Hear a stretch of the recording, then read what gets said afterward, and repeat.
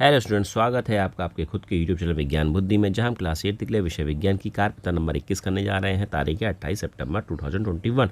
Topic है धातु और अधातु, जिसके अंदर विस्थापन अभिक्रिया पढ़ रहे हैं। विस्थापन अभिक्रिया हम पहले भी पढ़ चुके हैं, पर ये दोबारा से एक्टिविटी दी गई है तो उसको सही ढंग से पढ़ना है, क्योंकि शायद इसमें से पेपर आ सकता है, तो इसलिए ध्यान दो। अब एक बार फिर विस्थापन अभिक्रिया को समझते हैं। हम जान चुके हैं कि कुछ धातुएं अधिक अभिक्रियाशील होती हैं, जबकि कुछ धातुएं कम क्रियाशील होती हैं। अधिक क्रियाशील जो कुछ धातुएं जो किसी भी से भी अभिक्रिया नहीं करती हैं, कुछ धातुएं ज़्यादा अभिक्रियाशील, कुछ कम क्रियाशील, और कुछ धातुएं तो क्रिया ही नहीं करती हैं। अब हम धातुओं को अभिक्रियाशीलता के बारे में विस्थापन अभिक्रिया की मदद से जानते हैं, तो आइए हम एक क्रियाकलाप करें। चलो जी स्टूडेंट, से क्रियाकलाप करते हैं। तो क्या क्रियाकलाप कर रहे हैं, देख रहे हैं कि एक 100 ml के 2 बीकर लें, ए और बी, उनको चिन्हित कर लें। प्रत्येक बीकर में 50 ml जल लें। भैया हमने वाटर डाल दिया, इसमें भी डाल दिया, बी में भी डाल दिया। अब प्रत्येक बीकर में 1 चम्मच कॉपर सल्फेट डाल दें। तो जब 1 चम्मच कॉपर सल्फेट भी डाल दिया, कॉपर सल्फेट जैसे डाला तो ब्लू रंग का बाहर आ गया सॉल्यूशन। अब बीकर ए में जिंक लेपित कील या जिंक धातु की पत्ती डालें। तो जो ए था, तो इस ए में हमने क्या डाल दिया, जिंक डाल दिया। जिंक की एक प्लेट डाल दी, जिंक की क्या डाल दी, एक प्लेट डाल दी।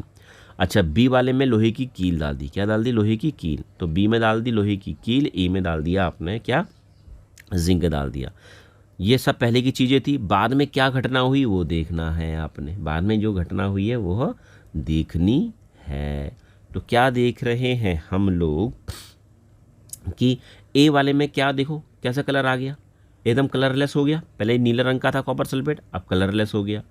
और जो ये जिंक की पत्ती थी, देखो उसमें कैसे काला काला सा चीज चिपक गया है। हो गया नहीं हो गया। दूसरा बी वाला देखो, बी वाले का रंग पहले नीला था, हल्का सा हरा हो गया है। हो गया नहीं हो गया। तो ये सब एक्टिविटी के क्रियाकलाप हैं कि इसका क्या क्या आंसर मिले। तो अब क्या कह रहा है, देखो प्रेक्षण मतलब जो आपने ऑब्जर्वेशन किया, जो देखा आपने कि बीकर ए में जिंक कॉपर सल्फेट के विलयन में से कॉपर को विस्थापित कर देगा। तो जिंक को हमने कॉपर सल्फेट में डाला था ए वाले में, तो कॉपर सल्फेट के विलयन को कॉपर को विस्थापित कर दिया, कॉपर को हटा दिया, जिसकी वजह से कॉपर सल्फेट का नीला रंग अदृश्य हो गया, गायब हो गया, पानी की तरह हो गया वो। अब बीकर के पेंदे पर कॉपर का भूरा पाउडर जमा हो गया और ये उसमें अभिक्रिया हुई, निम्न अभिक्रिया इसमें हुई।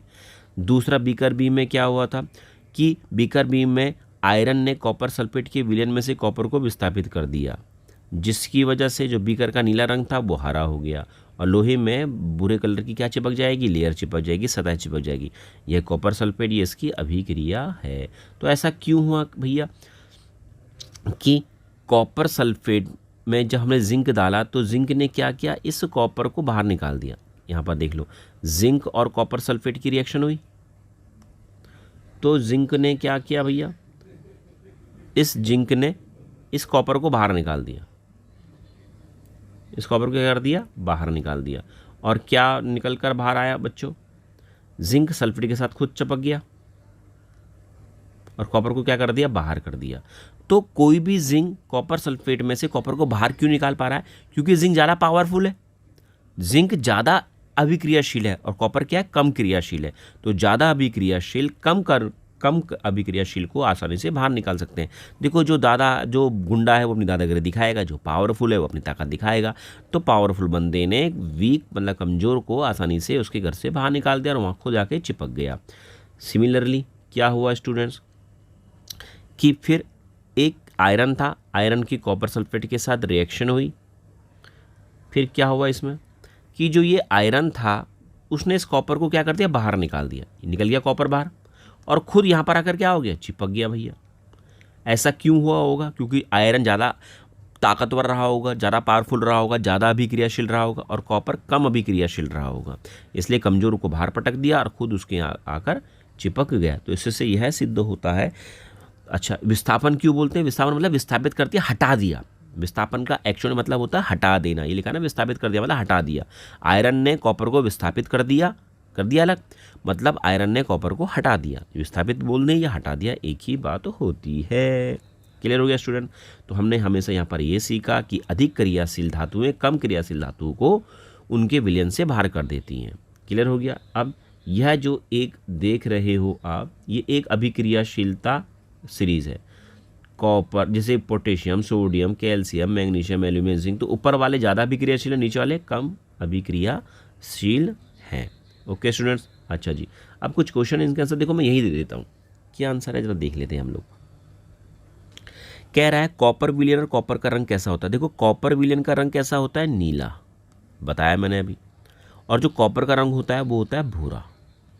ये आप लोग याद रखोगे, कॉपर का रंग नीला होता है और कॉपर विलयन का रंग नीला होता है और कॉपर का रंग कैसा होता है, भूरा होता है। क्लियर।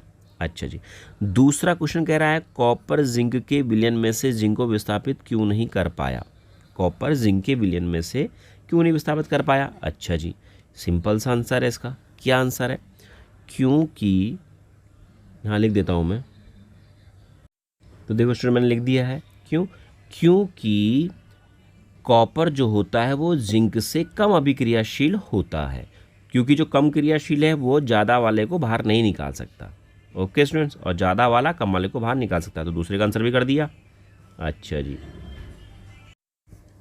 अब देखो जी तीसरे क्वेश्चन का आंसर कह रहा है कि जिंक आयरन कॉपर को अभिक्रियाशीलता के घटते क्रम में व्यवस्थित कीजिए।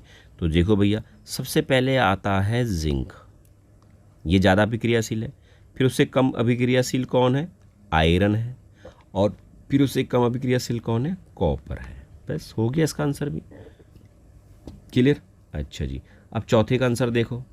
चौथा कह रहा है क्या होता है जब एक लोहे की कील को कॉपर सल्फेट के विलयन में रख दें। तो इसका आंसर यहाँ पर लिखा हुआ है। चौथे का आंसर देखो बच्चों, ये है चौथे का आंसर, ये है आंसर 4 कि जब लोहे आयरन में कॉपर सल्फेट में रखा जाता है तो लोहा कॉपर सल्फेट के विलयन से कॉपर को विस्थापित कर देता है। और फिर आपने ये अभिक्रिया लिखनी है पूरी की पूरी, स्टूडेंट्स याद रखना आप। क्लियर। तो चौथे का आंसर ये हो गया। अब लास्ट आता है पांचवे का आंसर। पांचवे का आंसर कह रहा है कि अभिक्रिया को पूर्ण कीजिए। जिंक ने किसी से रिएक्शन करी होगी यहाँ पर और जिंक सल्फेट बना दिया और कॉपर को बाहर निकाल दिया। जाहिर सी बात है यहाँ पर कॉपर रहा होगा और किसके साथ रहा होगा, सल्फेट के साथ रहा होगा। बस हो गया खत्म स्टूडेंट्स। कोई दिक्कत हो मुझसे पूछ लेना। Okay students, bye.